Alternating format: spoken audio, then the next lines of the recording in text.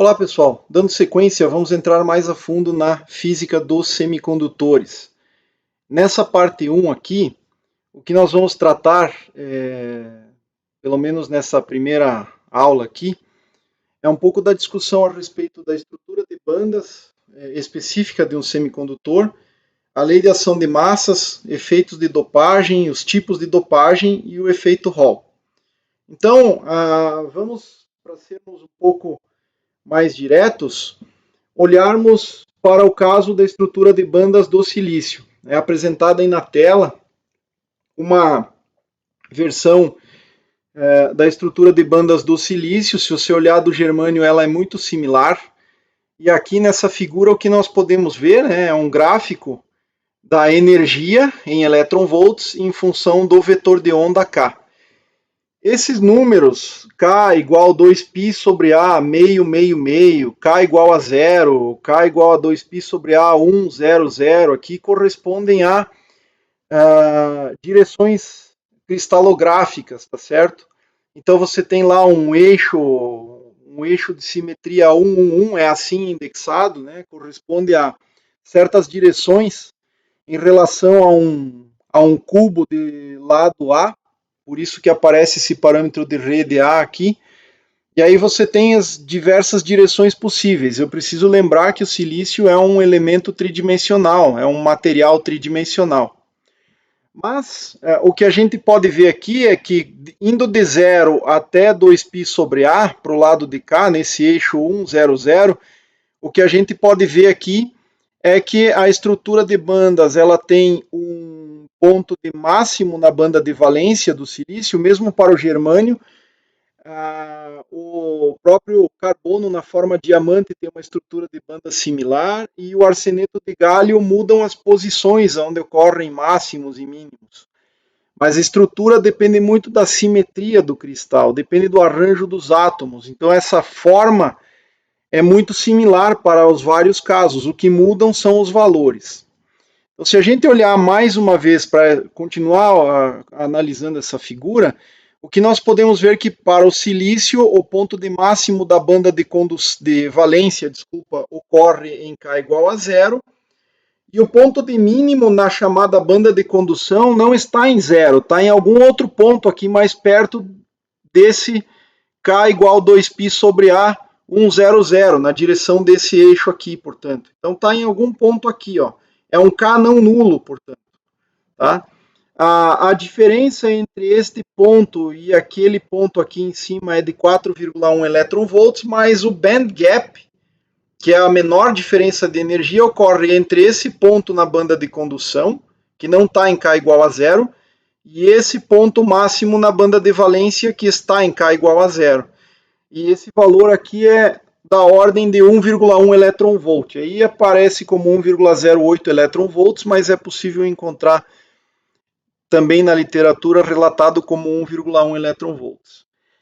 O gap direto seria de um ponto na banda de valência para um ponto na banda de condução diretamente no mesmo K. Aqui ele tem um valor de 3,4 elétron-volts.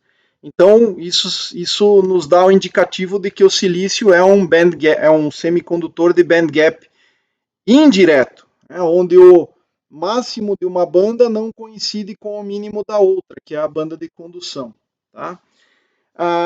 Um outro detalhe importante no caso do silício, que ocorre também no germânio, é a presença de duas bandas muito próximas em energia, que tem aqui, se você for olhar no caso da valência, um mini gap, digamos assim, ou não é bem um gap, mas é uma diferença entre o ponto de máximo de uma e da outra, que corresponde a 0,044 elétron-volts, ou seja, 44 milielétron-volts. É uma diferença muito pequena. Mas como se pode ver, tá, a massa efetiva dos buracos associados a uma banda, a essa banda mais suave aqui, é diferente da massa efetiva dessa banda mais inclinada.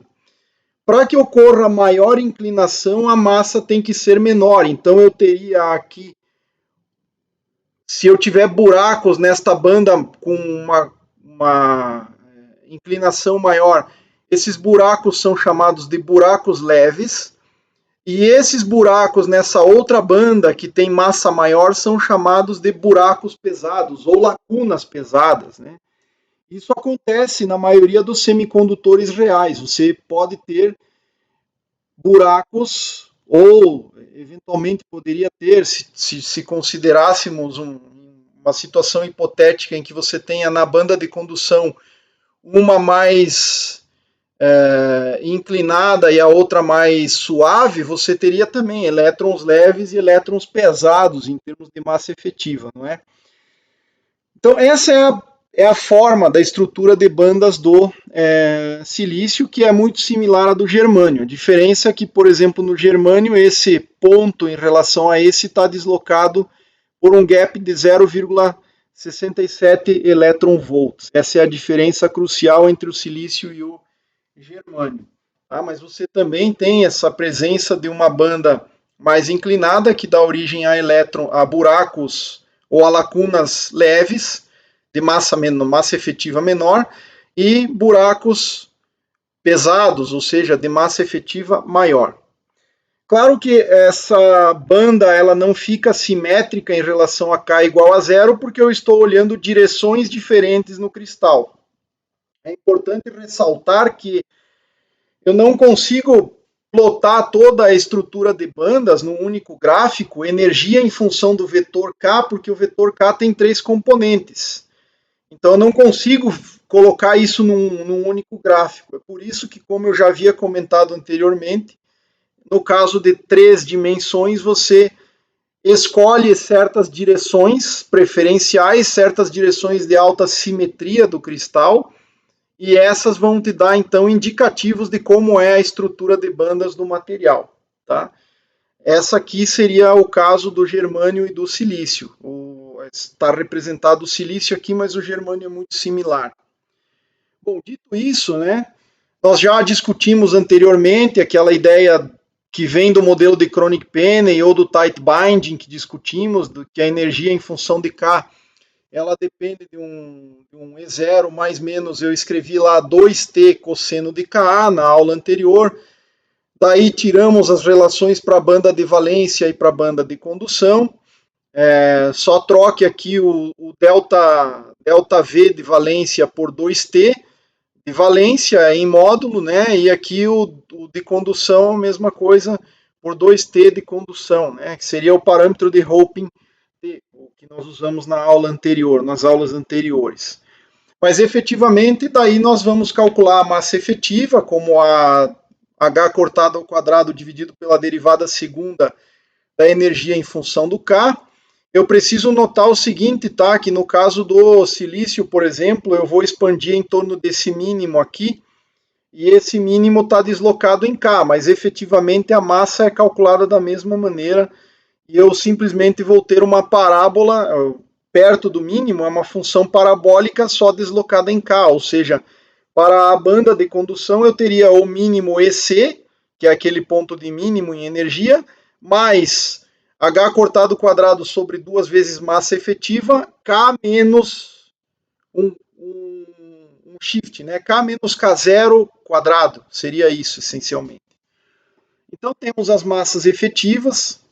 Também discutimos anteriormente, né, a ideia de que a massa negativa da banda de valência corresponde a trocar o elétron por uma carga positiva e uma massa positiva. Eu preciso lembrar que se eu fizer o cálculo do MV, ele dá negativo, por isso menos MV dá um valor positivo aqui.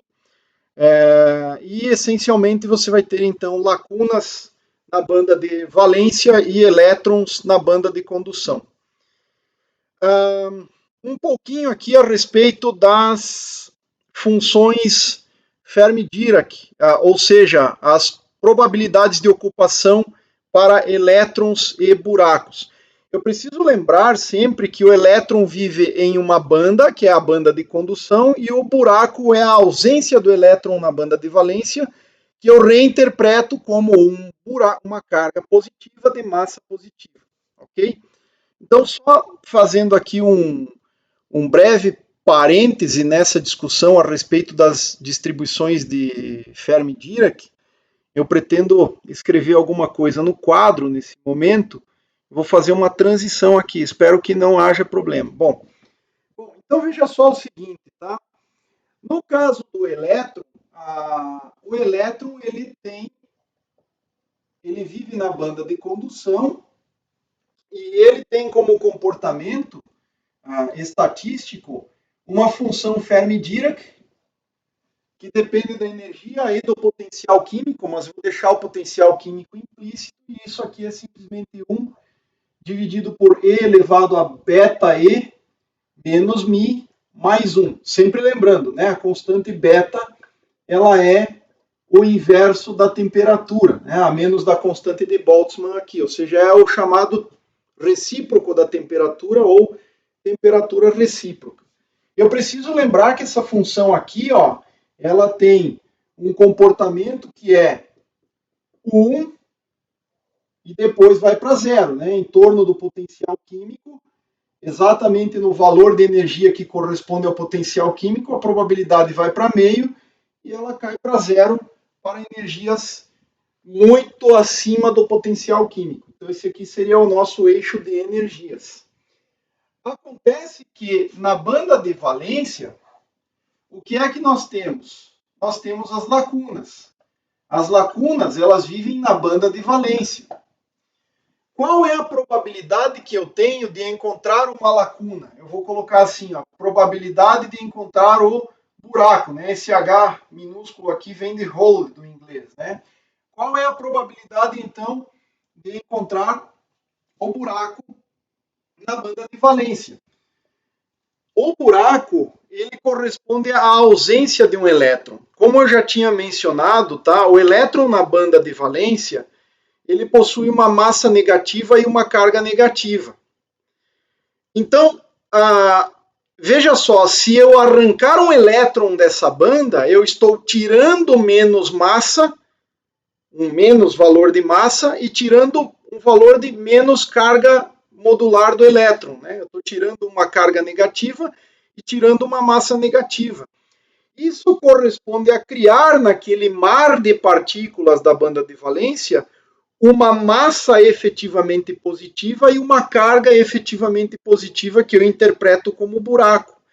Mas para que esse buraco exista lá, eu preciso que aquele estado não esteja ocupado, aquele estado quântico com certo valor de energia não esteja ocupado, do ponto de vista estatístico. Se eu não fizer nenhuma operação externa para arrancar os elétrons de lá, eu preciso saber, então, qual é a probabilidade de que um estado na banda de valência não esteja ocupado. E nesse caso, então, isso corresponderá na energia E a o 1, que é o 100% de probabilidade, menos a probabilidade de que eu tenha um elétron na banda de valência. Claro que esse elétron aqui eu sei que ele é aquele que tem a massa efetiva negativa com carga negativa. Então vejam só, a probabilidade de ocupação mais a probabilidade de não ocupação tem que dar 100%, né? Se eu fosse plotar aqui 1 menos essa função, eu teria o quê? 0 aqui, depois ela cresce para 1 em energias positivas, né? Nesse exemplo, nesse valor de potencial químico.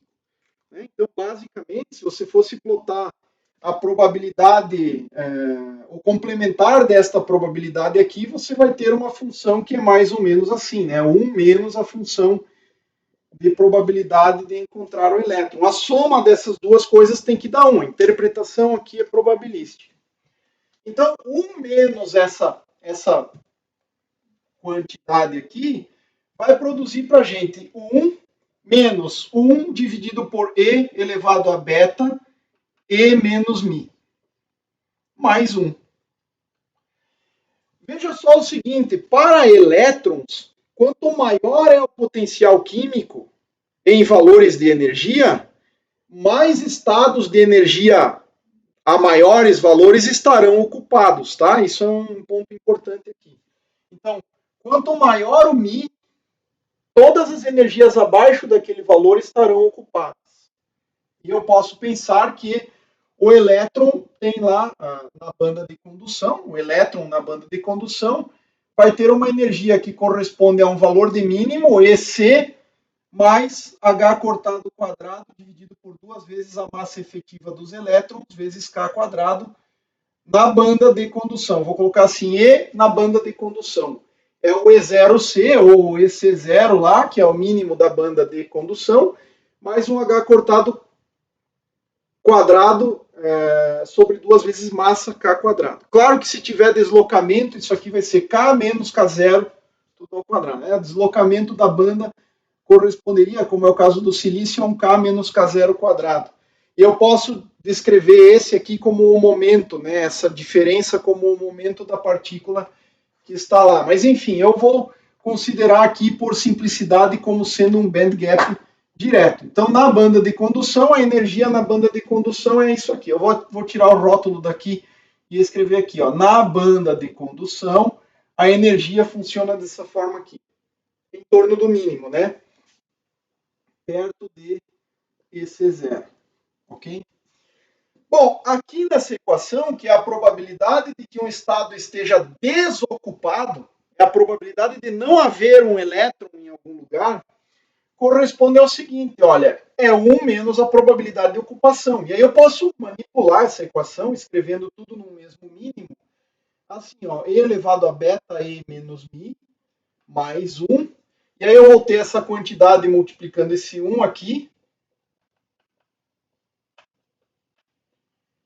menos esse 1 que está aqui, ó.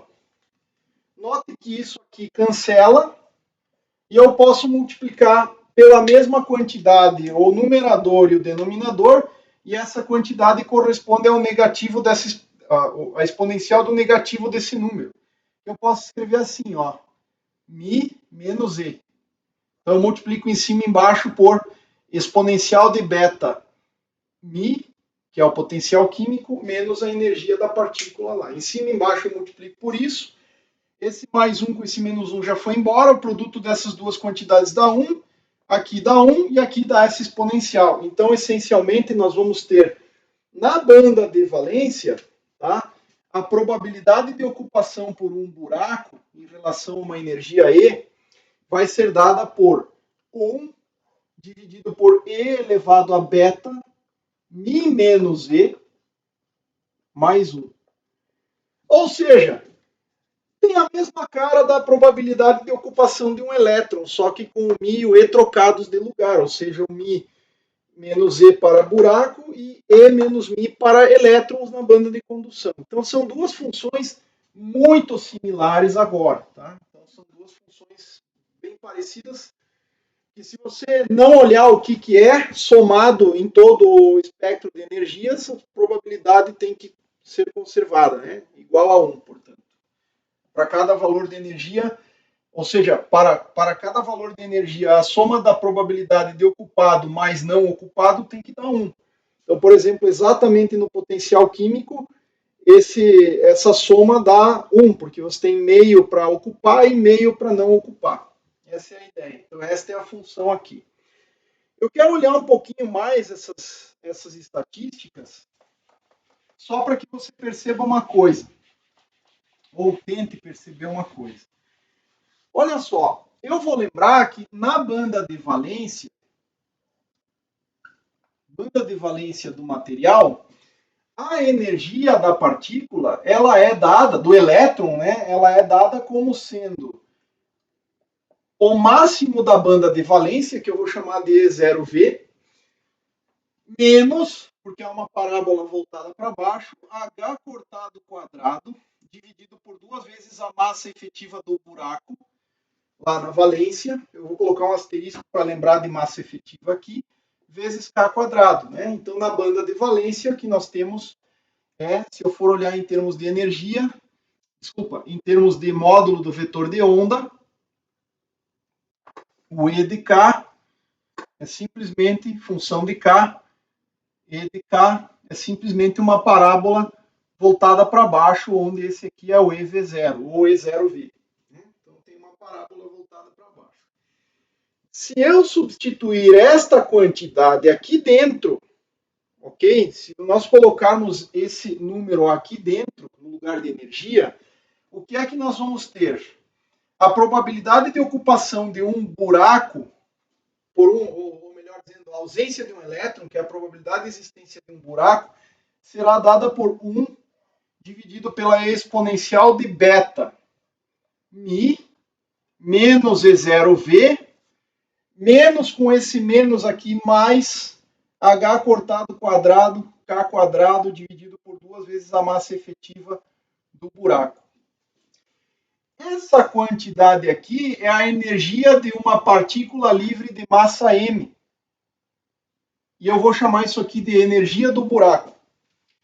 Então, se eu escrever a função de probabilidade de ocupação de buracos em relação a esta energia, uma vez que foi fixado o μ e o E0V, eu posso escrever isso aqui assim, ó, 1 dividido por exponencial de beta vezes energia do buraco, é um número positivo, a energia do buraco menos um potencial químico para buracos mais 1.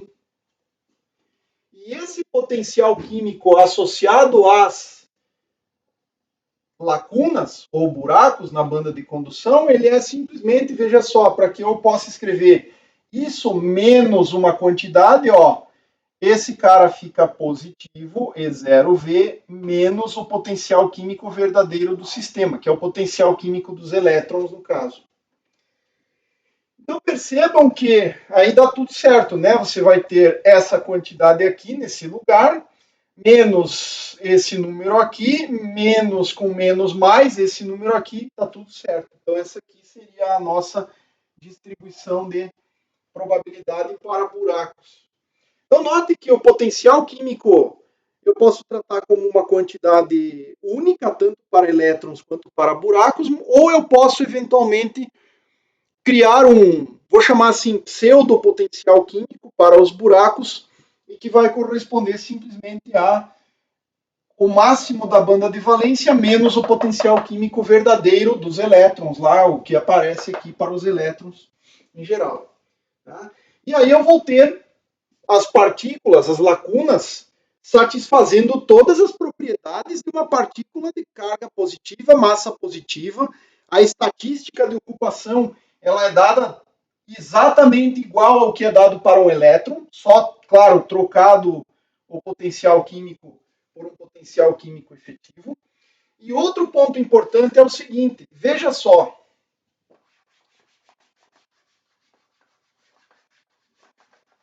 Vou tentar aqui discutir um pouco essa questão. O potencial químico para buracos, ele é dado como o mínimo da banda de o máximo da banda de valência, desculpa, menos o potencial químico verdadeiro. Se, porventura, o potencial químico, e aí eu posso lembrar do seguinte, olha só, eu tenho aqui a estrutura de bandas do material em função de K. Aqui eu tenho uma banda de valência, de condução, desculpa, com cavidade voltada para cima. Esse aqui seria o E0C. Aqui os elétrons, eles têm uma energia que é da ordem de H cortado quadrado, K quadrado, sobre 2 vezes a massa efetiva dos elétrons. Então, elétrons têm essa... medido a partir daqui essa energia cinética, que é uma energia de partícula livre. Já na banda de condução, desculpa, na banda de valência, eu tenho uma outra função parabólica aqui, né? Nós temos uma outra função parabólica na banda de valência. Essa função parabólica ela tem máximo em E0V e os buracos aqui eles têm o comportamento de partículas livres.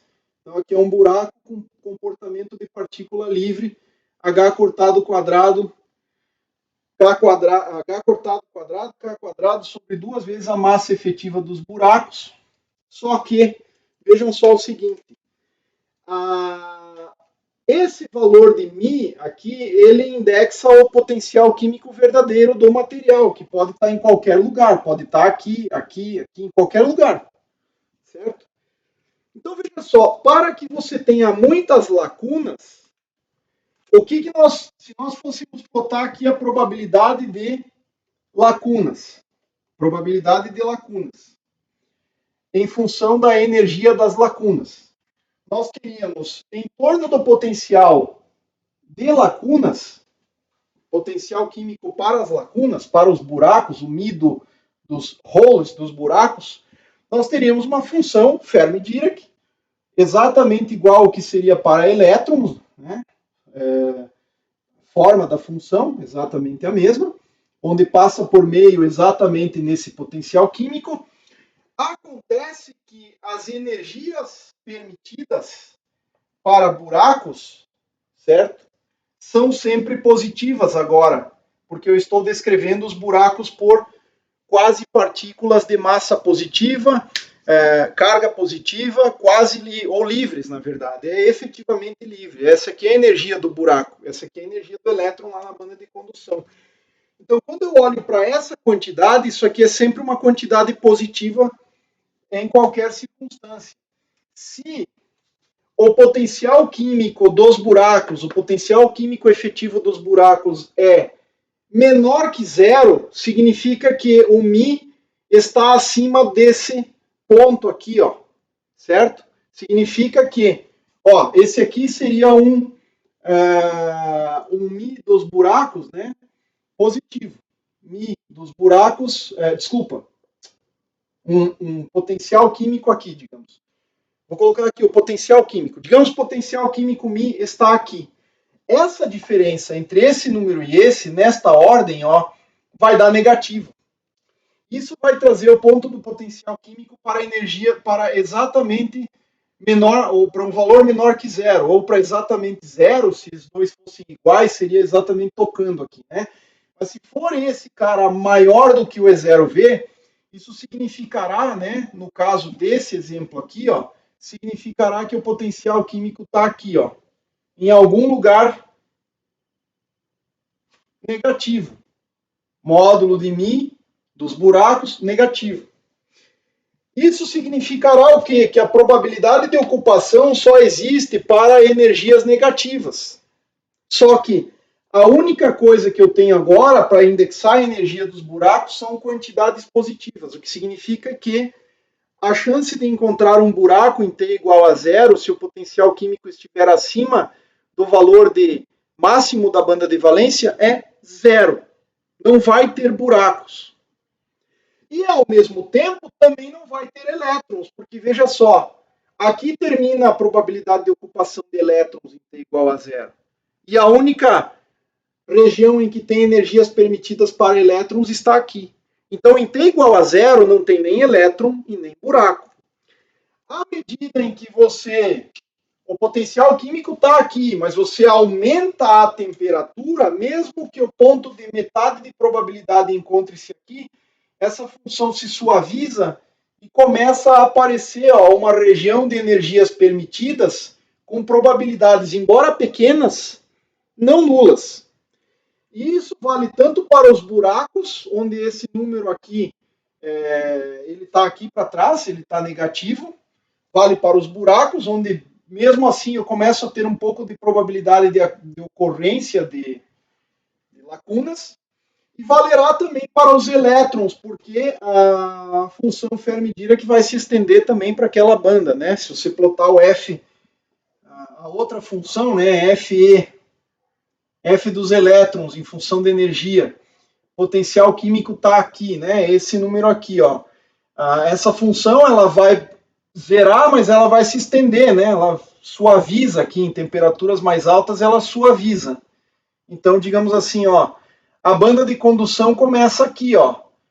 Daqui até aqui não tem nenhum estado permitido, daqui até aqui não tem estado permitido, então não vai ter elétrons ali. Mas a temperatura é alta o suficiente para permitir que a probabilidade seja, embora pequena, não nula para elétrons também.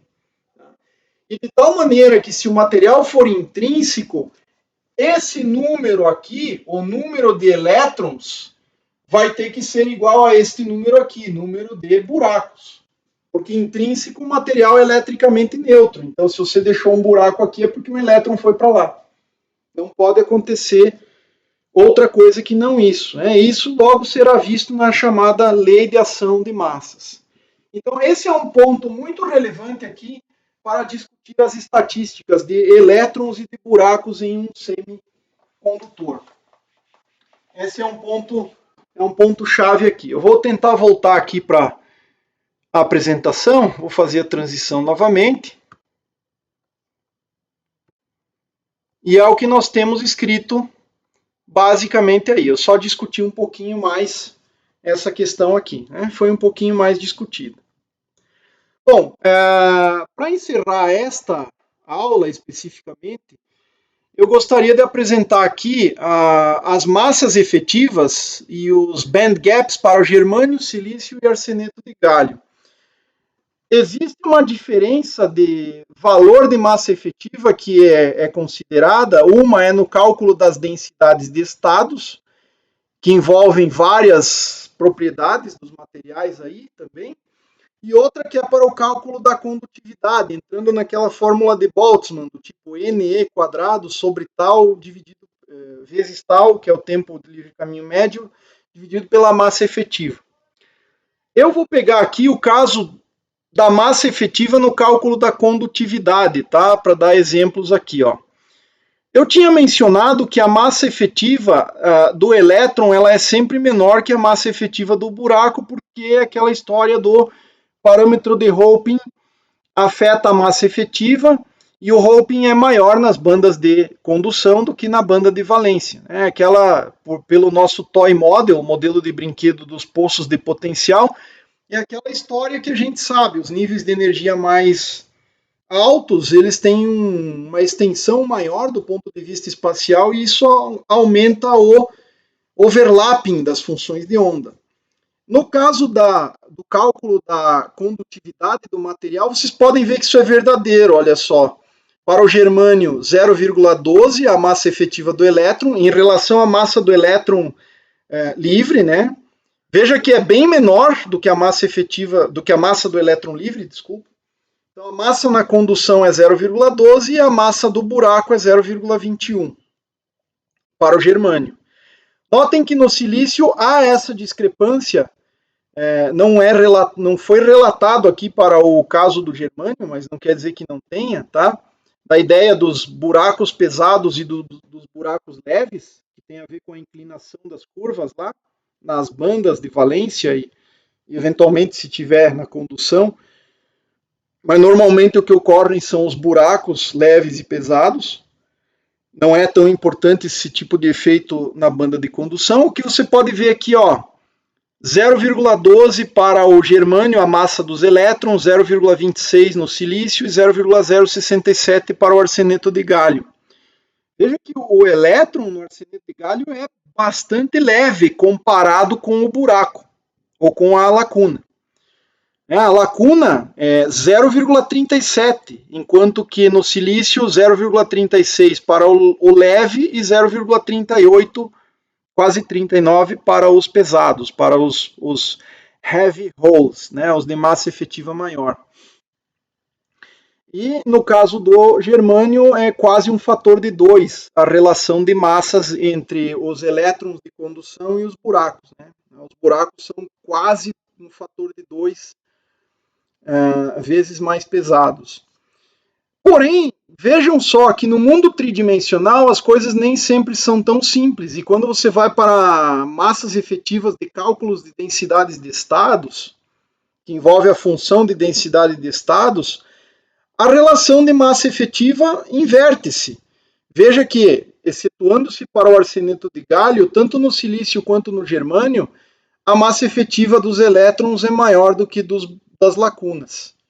Isso é um efeito ocorre porque também o mundo é um pouco mais complicado do que os modelos de brinquedo que a gente consegue criar aqui. Aqui também são relatados os band gaps, a 300 Kelvin, o menor é o germânio, depois vem o silício e por fim o arseneto de galho. 0,66 eletronvolts, 1,12 para o silício e 1,42 para o arseneto de galho. Basicamente é isso. Na próxima, a gente discutirá então um pouquinho mais da lei de ação de massas, que é um efeito bastante, um tópico muito importante na hora de calcular as propriedades dos semicondutores. Até lá.